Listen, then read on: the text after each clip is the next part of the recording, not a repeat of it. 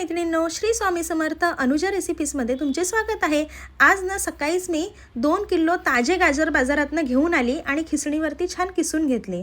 त्यानंतर एका कढईमध्ये 100 ग्रॅम तूप गरम केलं आणि तो किसलेला सर्व गाजर त्या तुपामध्ये 4 ते 5 मिनिटं आता मी परतून घेणार आहे।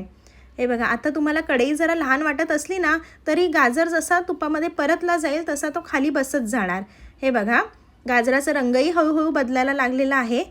हे बघा, छान 4 ते 5 मिनिटं आपण तो परतून घेतला। त्यानंतर आता मी ह्याच्यामध्ये 1 लिटर गाईचं दूध, पूर्ण दूध घालत आहे। पूर्ण 1 लिटर, 2 किलोसाठी 1 लिटर दूध लागतंच। साई सकट मी ते दूध घातलेलं आहे आणि ते दूधसुद्धा ना पहिल्यांदा मी गरम केलं, थंड केलं आणि आता मी ते हलव्यात घातलेलं आहे। डायरेक्ट फ्रीजमध्ये काढून ते दूध हलव्यामध्ये कधीच घालायचं नाही। त्यानंतर पावभाजीचा जो मॅशर असतो त्याच्याने मी आता हे गाजरचा हलवा आहे तो मॅश करते। म्हणजे काय होतं ना, एक त्याला छान असं टेक्स्चर येतं।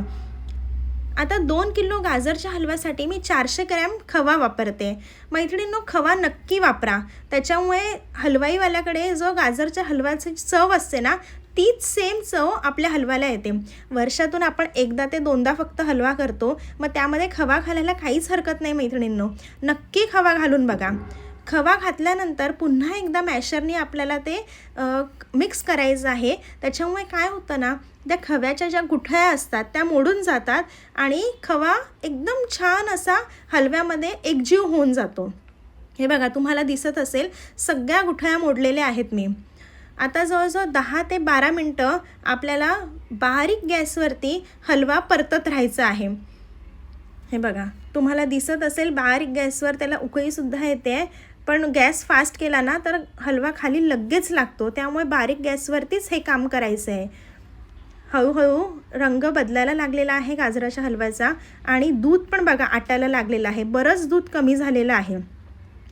छान सतत ढवळत राहायचं, असं कंटिन्यू ढवळत राहू नका हात दुखेपर्यंत। 1-1 मिनिटांनी ढवळलं तरीसुद्धा काहीच हरकत नाही आहे, पण गॅस बारीकच ठेवा। हे बघा, दूध बऱ्यापैकी कमी झालेलं आहे। आता ह्या वेळेला आपल्याला हलव्यामध्ये साखर घालायची आहे। इथे मी 450 ग्रॅम साखर वापरली, तुम्ही तुमच्या आवडीनुसार घेऊ शकता। साखर घेतल्यानंतर थोडीशी चव घ्यायचा हलव्याचा। जर तुम्हाला वाटलं गोड कमी आहे तर ह्या वेळेला तुम्ही साखर अजूनसुद्धा वाढवू शकता, पण 2 किलोसाठी 450 ग्रॅम साखर पुरेशी होते। आता साखर घातल्यामुळे ना हलव्याला साखरेचं पाणी सुटणार आहे। आता पुन्हा आपल्याला जवळजवळ 13-14 मिनटं हा गाजराचा हलवा बारीक गॅसवर सतत हलवत राहायचं आहे। हे बघा, थोडीशी वेळखाऊ प्रक्रिया आहे, पण ज्याची जी चव असते ती अतिशय छान होते। तुम्ही कुकरमध्ये पण हलवा करू शकता, पण एकदा ह्या पद्धतीने हलवा नक्की करून बघा। अतिशय पारंपरिक पद्धत आहे ही। साखर घातल्यानंतर तुम्ही आता बघितलं असेल की गाजराचा हलव्याचा रंग बदलायला लागलेला आहे। जेव्हा कोणत्याही पदार्थात आपण जराशी साखर घालतो ना तेव्हा त्या पदार्थाला ना लालसर रंग येतो किंवा तर्री येते।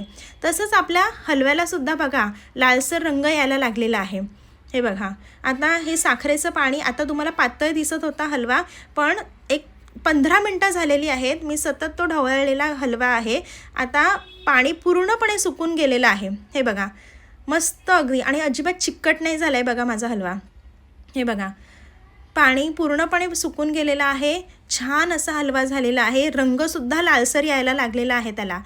आता मैत्रिणींनो, मी ह्याच्यात ना काजू बदाम घातलेले नाही, कारण की ते माझ्या मुलांना नाही आवडत। मी फक्त वेलची पूड घातलेली आहे। पण तुम्हाला जर काजू बदाम घालायचे असतील तर सुरुवातीला ज्या वेळेला आपण तूप गरम केलं त्या तुपामध्ये काजू बदामचे काप घालायचे आणि तळून घ्यायचे, आणि ह्या वेळेला ते काजू बदामाचे काप आणि वेलची पूड घालायची। वेलची पूड मात्र नक्की घाला, काजू बदाम काप नाही घातले तरी चालेल। आता मैत्रिणींनो, मी एका ना फोडणीच्या कढईमध्ये तूप गरम करून घेतलेलं होतं, अगदी कडकडीत तूप केलेलं, आणि त्याची फोडणी मी गाजरावरती घातलेली आहे। त्याच्यामुळे काय होणार आहे तर आपल्याला गाजराचा जो हलवा आहे त्याला अगदी रवाळ असं टेक्स्चर येणार। खूप छान, ही स्टेप तुम्ही चुकवू नका मैत्रिणींनो, नक्की करून पहा। घरचे खूप खुश होतील तुमच्यावरती। बघा, आपला गाजरचा हलवा रेडी आहे। किती छान झालेला आहे बघा, जसा दुकानात भेटतो अगदी तसा झालेला आहे। अतिशय पारंपरिक पद्धत होती ही। कुकरपेक्षा हा हलवा कढईतला एकदा नक्की करून पहा। मी केलेला आहे त्याच पद्धतीने करून पहा, नक्की तुम्हाला आवडेल। माझी पद्धत आवडली तर माझ्या चॅनलला सबस्क्राईब करा, लाईक करा, कमेंट करा. गाजरचा हलवा कसा झाला आहे ते नक्की करून पाहून मला सांगा. आणि माझा हा गाजरचा हलवा पाहिल्याबद्दल खूप खूप धन्यवाद.